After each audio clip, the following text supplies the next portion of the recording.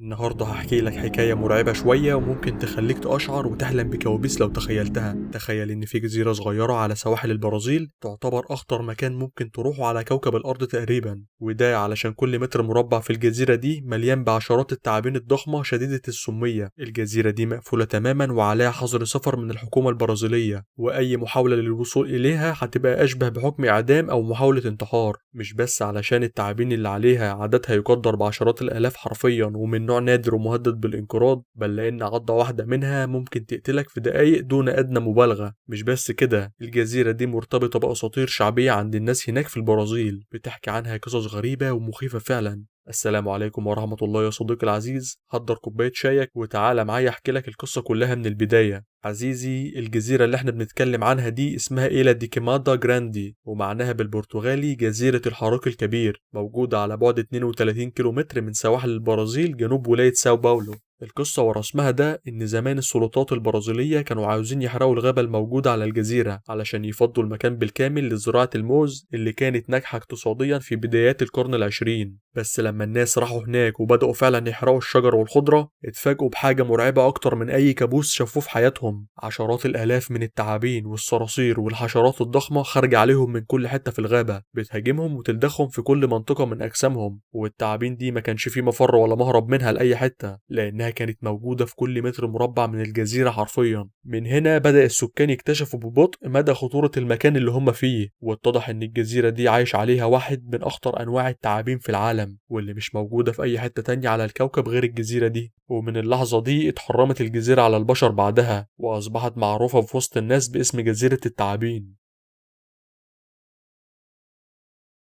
الجزيرة دي يا صديقي مساحتها تقريبا 430 كيلو متر مربع، وعايش عليها حسب بعض التقديرات والحسابات أكتر من 400 ألف تعبان وحشرة من أنواع مختلفة. يعني تقريبا في هناك تعبان في كل متر مربع، ومفيش خطوة هتاخدها يا عزيزي إلا لما تلاقي فيها تعبان أو صرصار ضخم تحت رجليك. ومن وسط التعابين دي كلها في منهم 4000 تقريبا من نوع نادر ومهدد بالانقراض، طوله بيوصل لأكتر من نص متر ومش موجود غير في الجزيرة دي بس، واسمه أفعى الرمح الذهبية، وبتكون من أقارب أفعى رأس الحربة اللي تعتبر أكتر تعابين قاتلة في البلد كلها، والمسؤولة عن 90% من إجمالي عدد الوفيات بالتعابين في البرازيل بالكامل كل سنة. بس المرعب يا عزيزي إن أفعى الرمح الذهبية دي أخطر بكتير من إخواتها اللي على البر الرئيسي، وسمها فتاك جدا لدرجة إن لو تعبان منهم عضك فاللحم اللي حوالين العضة هيبدأ يدوب ويتحلل، وجسمك نفسه هيبدأ يدوب من الداخل وهيجيله نزيف في الأمعاء والمخ لحد ما هتموت بعدها بساعة بالكتير لو ما خدتش الترياق. وده بالظبط اللي حصل زمان لصياد كان ضايع في قلب البحر بعد ما العاصفة ضربت المركب بتاعه، فاضطر ينزل بالمركب بتاعه على شط الجزيرة ودخل الغابة علشان يدور على حاجة ياكلها، علشان يتفاجئ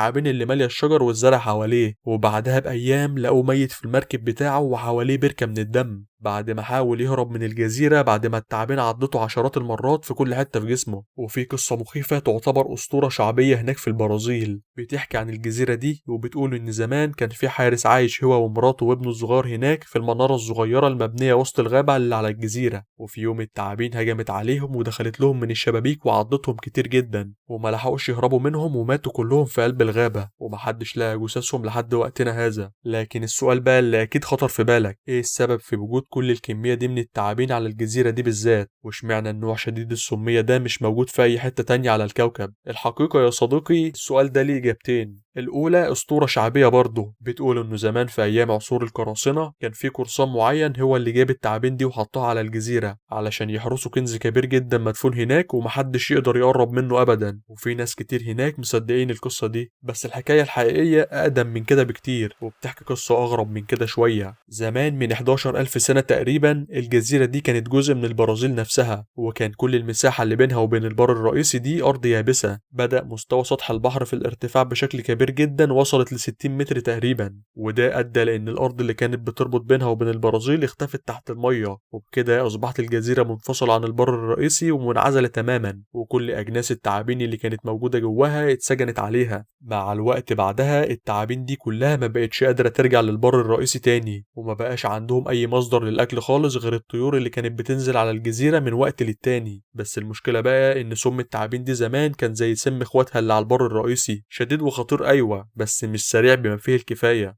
فكانت الطيور بتهرب منهم قبل ما يلحقوا ياكلوها. علشان كده مع مرور الزمن حصلت طفرة بيولوجية استثنائية في التعابين دي بالذات، وما حصلتش في أي فصيل تاني منها خالص. والطفرة دي خلت سمها يتطور لحد ما أصبح مركز جدا وشديد الخطورة، لدرجة إنه يقدر يقتل أي طائر في ثانية واحدة تقريبا من العضة. الفكرة إن السم ده رغم خطورته فهو نادر جدا ومهم جدا بالنسبة لعلماء الأدوية والباحثين في المجالات الطبية، وده لأن في مواد وعناصر جواه بيستعملوه في صناعة أدوية مهمة جدا للصحة البشرية. وفي بعض الأبحاث بتقول إن المركبات المستخرجة من السم ده بالذات ممكن في المستقبل تستعمل في علاج أمراض القلب والسرطان. علشان كده في هناك في البرازيل ناس كتير بيشتغلوا حاجة اسمها بايو بايريتس، وبيروحوا للجزيرة دي مخصوص علشان يصطادوا التعابين دي ويبيعوها بعد كده لشركات الأدوية في السوق السوداء، وسعر الواحد بس منها بيوصل لأكتر من 30 ألف دولار. بسبب ده الحكومة البرازيلية فرضت حظر شامل على الجزيرة، وحطوا قوانين بتمنع أي شخص يقرب منها حفاظا على أرواح الناس، وعلشان يحافظوا على التعابين دي من الانقراض، لأن عددها بتقل كل سنة بسبب عمليات الصيد. والجهة الوحيدة المسموح لها بدخول الجزيرة دي هي الجيش والبحرية البرازيلية والباحثين وعلماء البيئة والأحياء اللي معاهم تصاريح خاصة. فلو انت في يوم من الأيام قررت تسافر البرازيل ورماك حظك السيء جنب الجزيرة دي، افتكرني كويس وافتكر كلامي ده يا عزيزي، وحاول ما تغامرش وتعتب برجليك الشط بتاعها مهما كان السبب. السلام عليكم يا عزيزي، وألقاك في حلقة جديدة إن شاء الله.